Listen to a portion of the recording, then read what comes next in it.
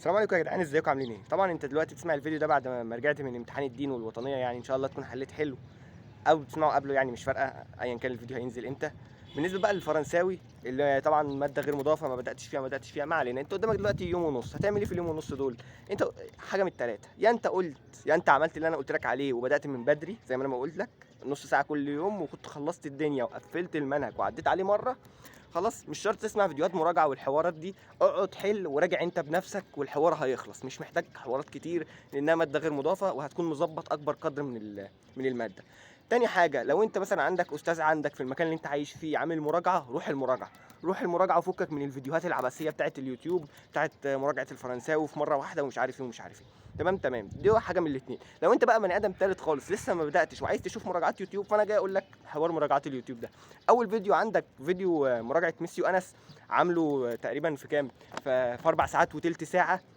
ده مراجعه اولانيه هو منزلها تقريبا، منزلها من يومين او حاجه زي كده. تمام. تاني مراجعه عندك ميسيو محمود الحلو، اللي هي الخطه التعليميه، صفحه الخطه التعليميه، منزلها تقريبا 6 ساعات وتلت او نص، حاجه في الرينج ده. تمام. عندك بقى مراجعه حسين الجبلاوي، ده اللي هقول لك اتفرج عليها. ليه؟ اصل هي الصراحه هي المراجعه ممكن تكون مثلا 7 ساعات، 7 ساعات 40 دقيقه، حاجه في الرينج ده. بس المراجعه هتسمعها هتخرج منها اللي انت فاهم كل حاجه، مش محتاج بقى تقعد تذاكر وتقول لي واعمل واسوي واعمل ايه. هو هيكون شارح كل حاجه، قال لك مركز على ايه، هتحل ايه. حوار الحل بقى انت لما تخلص شوف بقى قاعدين مدرسين بيحلوا، تشوف الفوارق ما بين الكلمات المذكر والمؤنث، واهم حاجه تكون لامم الجرامر، عشان دي اكبر حاجه ممكن تلم لك درجات في الامتحان.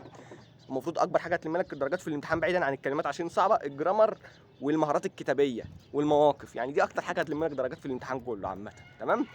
دي الفيديوهات اللي نازله في خلال الوقت ده. تمام. ما تروحش تتفرج على فيديوهات قديمه، لان غالبا معظم المدرسين هيبقوا مركزين على حاجات غرضها التقفيل، وانت مش مضطر ان انت تقفل. تمام. الفيديوهات القديمه هتلاقيها طويله قوي، والمدرس عمال يشرح بالتفصيل ويجيب ويسوي ويعمل، لا الحوارات دي كانت هدفها تقفيل، فما تتفرجش عليها. بالنسبه بقى لحوار فيديوهات الماني، في فيديو الماني نازل بتاعت على قناه هنذاكر اونلاين، ده تقريبا 3 ساعات.